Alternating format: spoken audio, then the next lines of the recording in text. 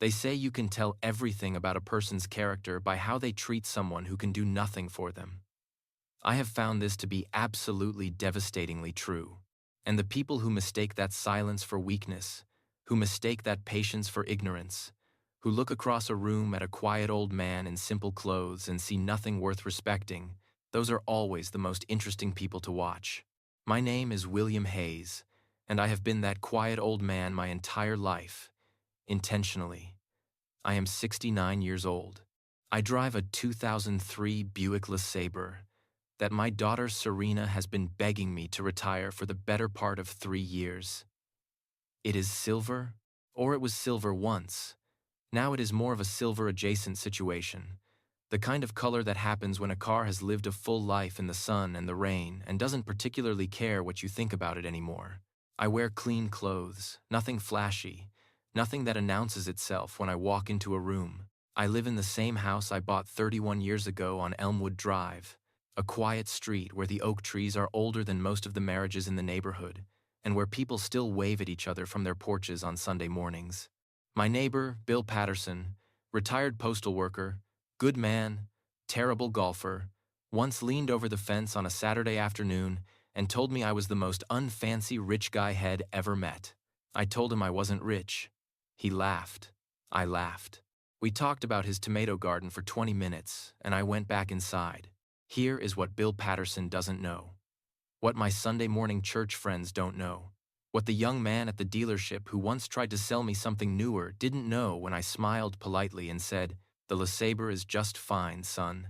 I own Cornerstone Group, real estate, private equity, a media subsidiary, holdings across 4 states and 3 countries, structured through a network of companies so carefully layered that my name appears nowhere obvious, no Forbes profile, no charity gala with my photo on a banner, no profile in any business magazine with a headline about my journey to the top. I built it that way deliberately, brick by brick, decision by decision, over 4 decades of getting up before sunrise and going to bed after midnight and never once confusing visibility with value. Cornerstone Group is worth $3.1 billion. I drive a car with a dented mirror and an air conditioner that does whatever it wants, and I would not change a single thing. Now, let me tell you about my daughter.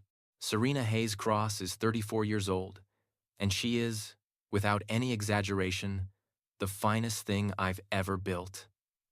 Smarter than me, warmer than her mother, God rest her soul.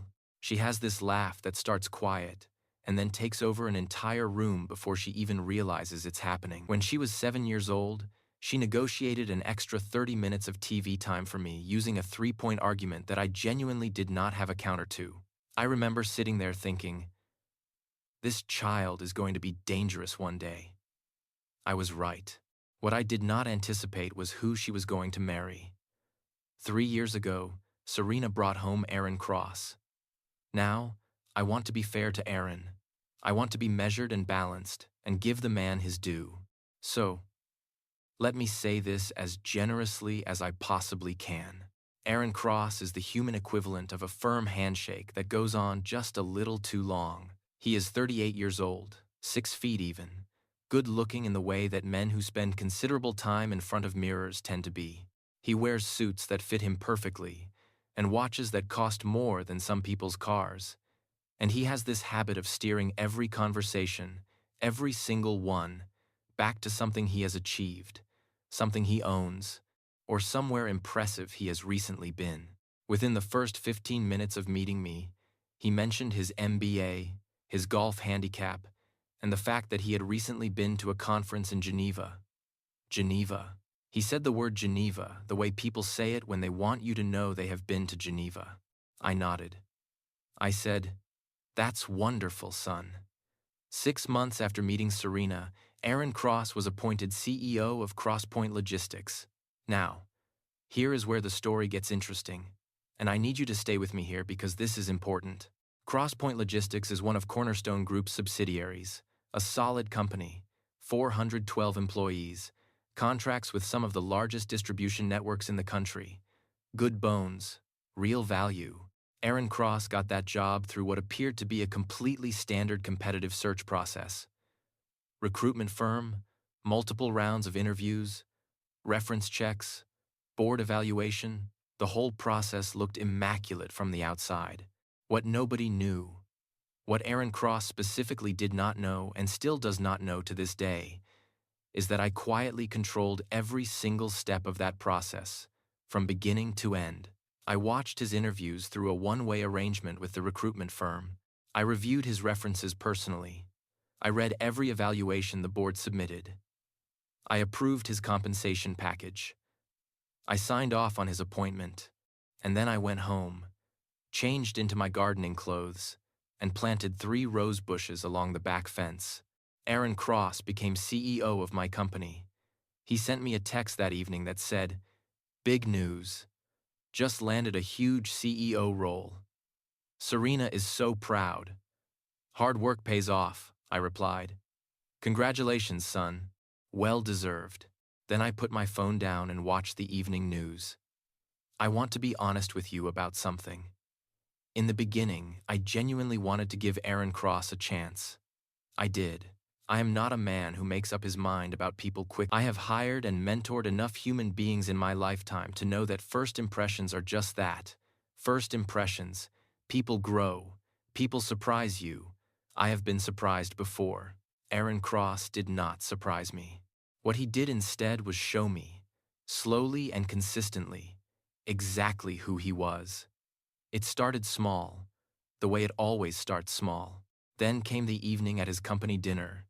His company, he believed, where he introduced me to his colleagues, and one of them, a young VP type with too much hair product, asked me what I did. Before I could open my mouth, Aaron said, and I quote, "Hez retired. Serena's dad. Enjoy your evening, Mr. Hayes." And just like that, I was moved along, like a guest at a party who had wandered into the wrong room. I smiled. I moved along. I filed it away. But the specific moment that changed everything happened on a Tuesday afternoon about 4 months ago. I had stopped by CrossPoint's offices to handle something quietly through one of my holding company representatives. I was in the building, unremarkable as always, an old man in clean, modest clothes who nobody looked at twice, and as I passed the corridor near the executive floor, I heard Aaron's voice coming from around the corner. He was talking to someone, another executive by the sound of it. I stopped. "Serena's dad," Aaron was saying, and I could hear the smile in his voice. "Oh, he's harmless. Poor old guy. Peaked early, I think. You know the type. Was probably somebody back in the day. Now he just potters around his garden and drives that old Buick." He lowered his voice, but not enough. "Serena feels responsible for him, which is, a lot sometimes, but what can you do? Family is family." Then I straightened my jacket and I walked quietly back the way I came. Peaked early. Drives that old Buick. I let those words sit with me for 4 months. I am a patient man. I come from a long line of patient men. My father used to say, "William, the river doesn't fight the rock. It just keeps moving. And eventually, the rock is gone." I kept moving. If you've been listening for a while, do us one quick favor. Subscribe. It costs you nothing and means everything to us. Aaron's parents, Gerald and Margaret Cross, were hosting a family dinner at their estate out in Westfield. Gerald was a retired investment banker. Margaret was the kind of woman whose entire personality was constructed around the square footage of her home. They wanted to get together, all of us, one big happy family. "Dad, you'll love them," Serena said. "They're very warm people." "I'm sure they are, sweetheart," I said. I already knew things about Gerald and Margaret Cross that would have made that sentence very difficult for Serena to finish, but I said nothing. I told her I would be there. I told her I was looking forward to it. Then Aaron called. He called me directly, which was already unusual enough to be interesting. He was friendly, casual. The way people are friendly and casual when they are about to say something they know is slightly offensive but have decided to say anyway. "Hey, so, just heads up about Saturday," he said. "So, it might be worth maybe, I don't know, dressing up a little. Nothing crazy, just You know, something a bit sharper than usual. There was a pause. Aaron, I said pleasantly, I appreciate you thinking of me. Of course, he said, relieved. Just want everyone to be comfortable. You know how it is. I do, I said. I'll see you Saturday. I hung up the phone. I looked at my reflection in the hallway mirror for a long moment. Then I went to my closet, moved past the suits in the back, the charcoal ones, the navy ones, the ones I wore when Cornerstone closed its largest acquisition 11 years ago. Moved past all of it, and I pulled out my simplest clothes, clean, pressed, modest. I laid them out for Saturday. Then I walked out to the driveway, patted the roof of the old Buick LeSabre twice, the way you pat the shoulder of someone you trust before something important. We're going to a dinner, old girl, I thought. Dress code is humble. We've got that covered. Because here is what Aaron Cross did not understand. Here is what Gerald and Margaret Cross did not understand. Here is what nobody in that dining room was going to understand until it was far too late. I wasn't dressing down because I had nothing better. I was dressing down because I wanted to see exactly who they were when they thought nothing was at stake. And I had a feeling, a very quiet, very certain, 40 years in the making kind of feeling that they were about to show me everything. Saturday was coming, and so was I. Saturday arrived the way important days always do, quietly, without fanfare, like it had no idea what it was about to become. I woke up at 5:30 in the morning, the way I have woken up every day for the last 40 years. Made my coffee. Black. No sugar. The same way my father drank it and his father before him. Sat at my kitchen table by the window that looks out onto the garden and watched the morning come in slow and gray over the oak tree in the backyard. I was calm. I am always calm. It is perhaps the most underestimated weapon a man can possess. I dressed slowly and deliberately. Clean slacks, a simple button-down shirt, light blue, pressed the night before. My everyday shoes, polished but unremarkable. No watch worth mentioning.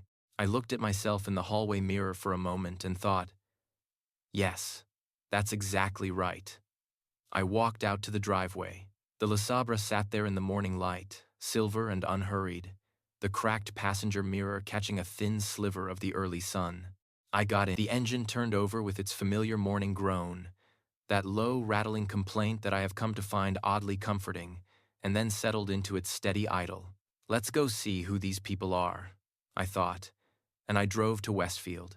The Cross estate sat at the end of a long private driveway lined with trimmed hedges that were maintained with the kind of aggressive perfection that communicates a specific message to anyone arriving.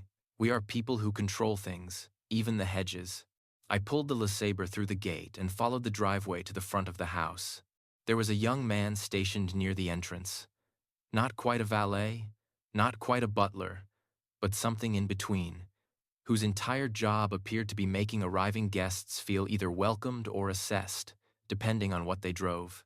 He looked at the LeSabre, then he looked at me, then he looked back at the LeSabre with an expression I have seen many times in my life, the expression of a young man performing a rapid and unfavorable calculation. "Good evening, sir," he said, recovering professionally. "I can take your car around." "Thank you, son," I said, handing him the keys. "She pulls a little to the left. Don't let that alarm you." He nodded with the focused expression of a man trying very hard not to have any further feelings about the vehicle he had just been handed. I straightened my shirt and walked toward the front door. Gerald Cross opened it before I could knock. He was a tall man, 72, silver-haired, broad-shouldered, the kind of physical presence that had probably commanded rooms effortlessly for most of his life. He was dressed in that particular way of wealthy men at home, expensive, casual, the kind of clothes that cost more than formal wear but are designed to look relaxed. His smile when he saw me was warm, practiced, the kind of smile that is assembled rather than felt. "William," he said, extending his hand. "So glad you could make it. Come in, come in." His handshake lasted exactly as long as it needed to, and not 1 second more. I noticed. The house was everything the driveway had promised. High ceilings, art on the walls that was chosen to be impressive rather than loved, a staircase that curved upward with the quiet confidence of a staircase that knows it is being admired. Every surface communicated the same thing. We have always had this. We were born into this. This is simply what our life looks like. Margaret Cross appeared from the direction of what I assumed was the sitting room. She was elegant in the way that certain women of a certain generation and tax bracket are elegant, assembled, precise, not a single detail unconsidered. Her jewelry was understated in the specific way that very expensive jewelry is understated, which is to say, it was not understated at all. "William," she said warmly, taking both my hands in hers the way people do when they want physical contact to substitute for actual sincerity. "We have heard so much about you. You are just as sweet as Serena described." Sweet. There it was. First word out of her mouth. Sweet. Not impressive, not accomplished, not interesting. Sweet. The word people use for golden retrievers and elderly relatives who don't quite follow the conversation anymore. "Thank you, Margaret," I said warmly. "You have a beautiful home." She beamed. People who have built their identity around their possessions never tire of hearing their possessions complimented. Serena appeared from across the room and crossed to me immediately, wrapping her arms around me the way she has since she was 4 years old. I held on to that hug for just a moment longer than usual. "You look great, Dad," she whispered. "So do you, sweetheart," I said. Aaron materialized behind her. He looked at my outfit with an expression he controlled very quickly. Just a flicker, half a second. But I caught it the way I always catch things. A brief, pained look that said I specifically asked him to dress up, followed immediately by the recovery smile. "William, glad you made it," he said, clapping me on the shoulder the way men do when they are performing warmth for an audience. "Come on in. Gerald just opened something special." Something special. I would come to understand that this was the theme of the evening. Everything, the wine, the food, the house, the family, was something special. Everything except me. We moved to the dining room. The table was set with the kind of deliberate formality that takes hours to arrange and is specifically designed to make certain guests feel the gap between themselves and their hosts. Crystal glasses, heavy silverware, candles that had probably never been lit before tonight and would likely never be lit again. I sat down. I unfolded my napkin. I looked around the table at these people who had invited me into their home, and I became invisible. Not because anyone made me invisible, because I chose it. I have spent 69 years learning that the most dangerous thing a man can do in a room full of people who underestimate him is correct that underestimation too soon. So I sat. I smiled. I asked polite questions. I complimented the wine I had not yet tasted. And I watched. Gerald led the conversation the way men like Gerald always lead conversations. From the front, loudly, with the absolute confidence of someone who has never once been told he was talking too much. He spoke about the markets, about a recent trip to Scotland, about Aaron's extraordinary instincts at Cross Point. "The boy has completely transformed that company," Gerald said, swirling his glass. "The board respects him enormously. I always knew he had it in him. Leadership is in the blood, I believe." Just informatively, the way people look at you when they want to establish a contrast without having to say it directly. I nodded appreciatively. "That's wonderful," I said. "You must be very proud." Then she turned to Serena with a smile that had a very specific shape. "And Serena, you must feel so secure having a husband who provides so well. It's such a blessing.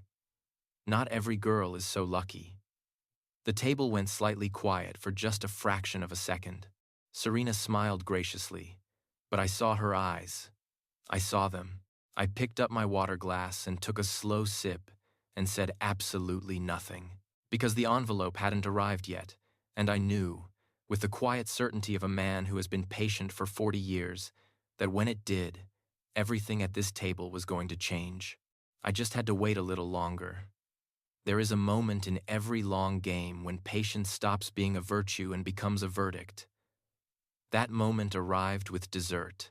I had been sitting at that table for 2 hours. 2 hours of nodding, 2 hours of smiling, 2 hours of asking questions I already knew the answers to, and complimenting wine I didn't particularly care about, and laughing at Gerald Cross stories that weren't quite as funny as Gerald Cross believed them to be. I had played my role flawlessly. The sweet old man, Serena's retired dad, the fellow with the funny car who peeked early and potters around his garden on Sunday mornings. I wore that role like a comfortable jacket all evening, and not one person at that table suspected for a single second that underneath it was something else entirely.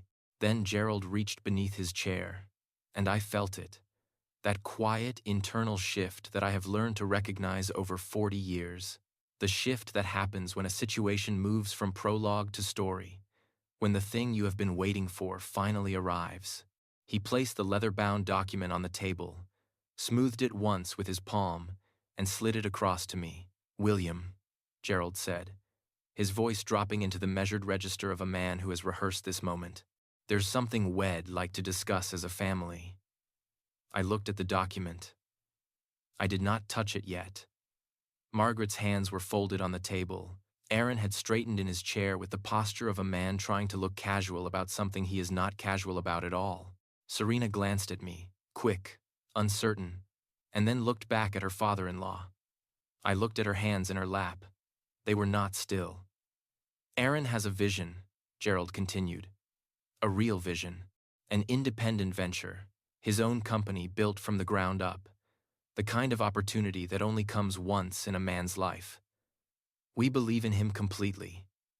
"As you should," I said warmly. "What we need is startup capital," Gerald said. "And what we're proposing," he nodded toward the document, "is a relatively straightforward arrangement. Serena's inheritance, used as collateral to secure the initial funding, fully legal, properly drawn up, above board in every way." He paused, leaned forward slightly. "We just need your blessing, William." As Serena's father, then at Margaret, whose smile had the fixed quality of something applied rather than felt. Then at Aaron, calm, certain, already mentally spending money he had decided was his. And I thought, you have absolutely no idea who you just handed that envelope to. I picked up the document, opened it, read every single page slowly and deliberately, while the candles flickered and the clock on the wall marked every second, and nobody at that table dared say a word. I read every carefully worded paragraph, every number. Then I closed it, set it gently back on the table, picked up my water glass, took a slow, unhurried sip, and looked at Gerald Cross with the warmest smile I own. "I appreciate the thought that went into this," I said pleasantly. "I'll review it carefully." Gerald exhaled like a man who had been holding his breath for an hour. Aaron's shoulders dropped half an inch. Margaret reached for her wine with the relieved energy of a woman who believes the hard part is over. They thought they had won.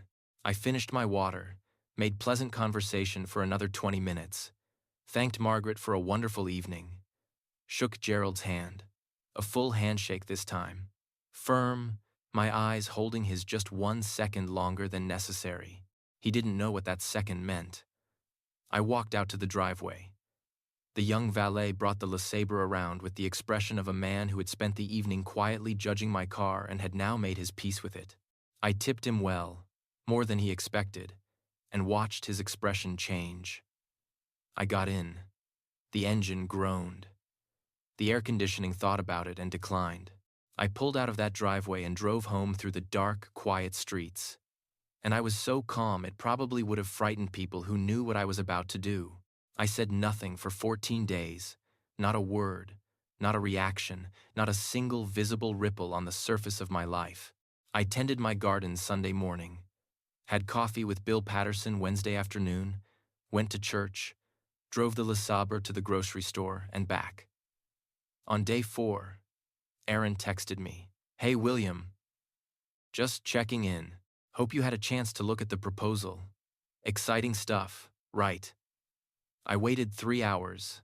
Then I typed, "Still reviewing, son. These things take time." He sent a thumbs up emoji. I set my phone down and made a phone call. Not to Aaron, Not to Gerald.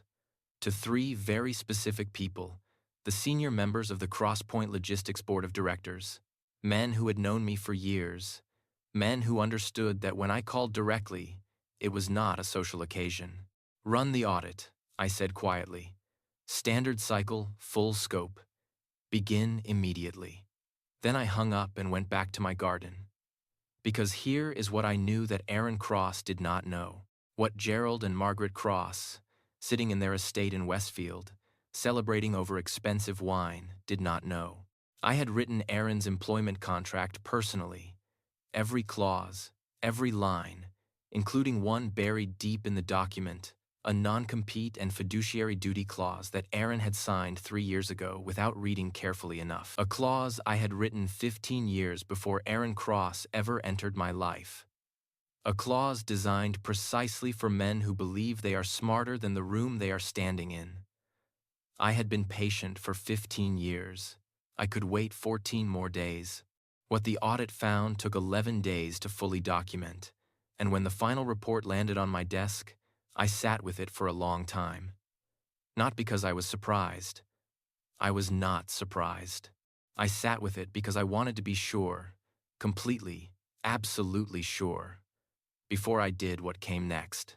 Aaron Cross had been building his independent venture for 8 months, on company time, on company devices, using Crosspoint's internal contacts and client relationships to construct a business that would directly compete with Cornerstone Holdings, carefully, quietly, believing with complete confidence that nobody above him was watching.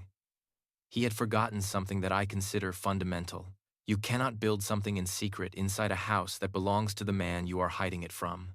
Every meeting, every document, every contact made on company time, all of it a direct violation of the clause he had signed, all of it documented, all of it sitting in a folder on my desk on a Thursday morning, when I put on the charcoal suit from the back of my closet, pressed the night before, and drove the LeSabre to Crosspoint Logistics. I parked in the reserved space out front, the one with the small placard that read, Cornerstone Group, reserved. The one Aaron Cross had driven past 3 times a week for 3 years without once asking whose name belonged to it. I walked into that conference room, and I sat at the head of the table, board members to my left, legal team to my right, the audit findings in a folder in front of me, and in approximately 4 minutes, Aaron Cross walking through that door believing he was arriving for a routine check-in. He walked in carrying his usual confidence like a coat, easy, natural, fitted perfectly to his shoulders. He scanned the room, took in the board members, the lawyers, the documents on the table, and then his eyes found me, sitting at his table, in his conference room, in a suit he had never seen me wear. I watched it happen in real time, the understanding moving across his face in slow motion, floor by floor. The recruitment search, the contract, the audit, Gerald's proud smile, the envelope sliding across the table, every single moment of the last 3 years. Arriving all at once in that conference room on a Thursday morning, the silence lasted 10 full seconds. I let every one of them land. Then I said quietly, I'm going to say this once, I said. Not because I'm angry. I want you to understand that. I am not angry. Anger is for men who didn't see this coming. I saw this coming from the moment you slid that car printout across my kitchen counter 3 years ago. I opened the folder. Crosspoint Logistics is owned by Cornerstone Group. Cornerstone Group is owned by me. Has been for 19 years. The company you run, the salary you earn, the reputation you have spent 3 years building your entire identity around, exists because I built it. I appointed you because I believed in what I saw. I gave you every resource you needed to become something real, and for 8 months, you used those resources to construct something designed to compete against the very foundation that made you. I closed the folder. The clause in your contract covers every single thing the audit found. Our legal team is prepared to pursue this to its full conclusion if necessary. Every trace of the confidence he had walked in with was gone. He looked, suddenly, and for the first time since I had known him, very young, very small, very far from Geneva. However, I said, I am not interested in destroying you. I am interested in clarity. So, here is what happens next. You resign today. Quietly. Professionally. Your reputation stays intact, and this stays between these walls. Or we proceed legally, and everything in this folder becomes part of a very public record. He looked at the board members. Neutral. He looked at the lawyers. Neutral. He looked back at me, and I saw something in his eyes that I had not expected. And then I will be honest, it moved me slightly. Not anger, not defiance, not the performance of a man trying to salvage a situation. Shame, real shame.